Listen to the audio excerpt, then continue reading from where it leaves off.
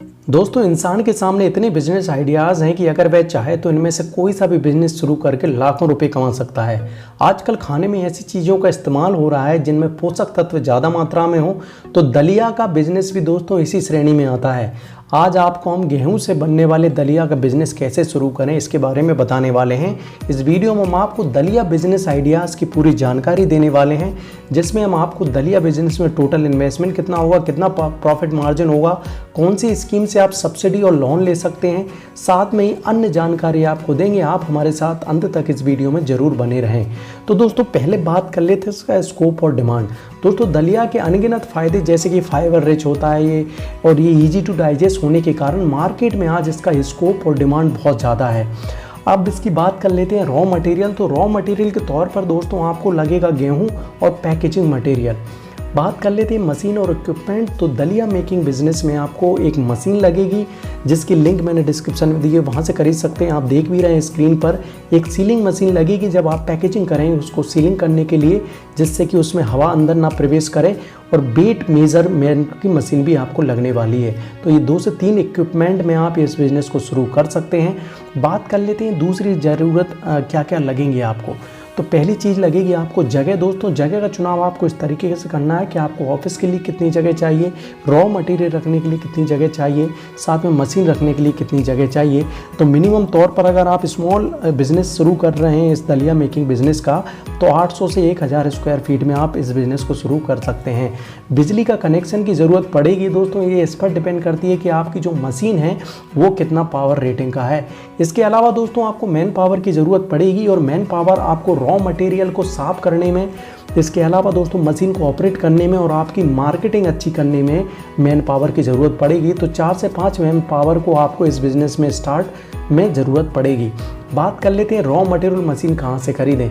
दोस्तों, raw material खरीदने के लिए आप डायरेक्ट फार्मर से संपर्क करेंगे तो कम दाम में आपको रॉ मटेरियल मतलब दलिया मिल जाएगा। इसके अलावा आप मंडी से भी डायरेक्ट ये गेहूं खरीद सकते हैं। अगर किसी दूसरी चीज़ का आप दलिया बनाना चाहते हैं तो वो भी आप आसानी के साथ डायरेक्ट फार्मर या मंडी से खरीद सकते हैं। मशीन की बात करें तो ये मशीन आसानी के साथ आपको लोकल मार्केट में मिल जाएगी, या फिर आप अमेज़ॉन से भी खरीद सकते हैं, जिसकी लिंक मैंने डिस्क्रिप्शन में दी है। वहाँ से जाके आप ये मशीन खरीद सकते हैं। बात कर लेते हैं दलिया मेकिंग मैन्युफैक्चरिंग प्रोसेस क्या है, किस तरीके से दलिया बनाया जाता है। तो सबसे पहले दोस्तों आपको गेहूं की खरीद करना होगा, उसके बाद आपको उसकी मैनुअली सफाई करनी होगी, जिसमें आप उसको 5 से 6 घंटे तक पानी में डाल देते हैं।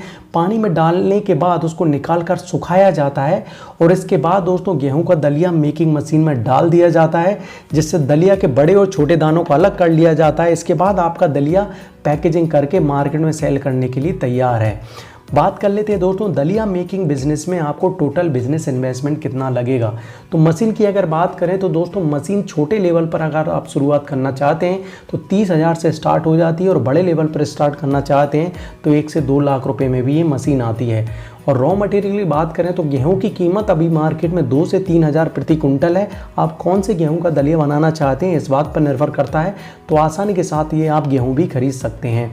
बात कर लेते हैं प्रॉफिट कैलकुलेशन दोस्तों। तो अगर आप डेली 8 घंटे चलाने वाला दलिया का प्लांट खोलते हैं तो आप आसानी के साथ 20 से 30% तक का मुनाफा कमा सकते हैं, और आसानी के साथ घर बैठे दोस्तों 50,000 तक का मुनाफा कमा सकते हैं। तो ये है दलिया मेकिंग बिजनेस का प्रॉफिट मार्जिन।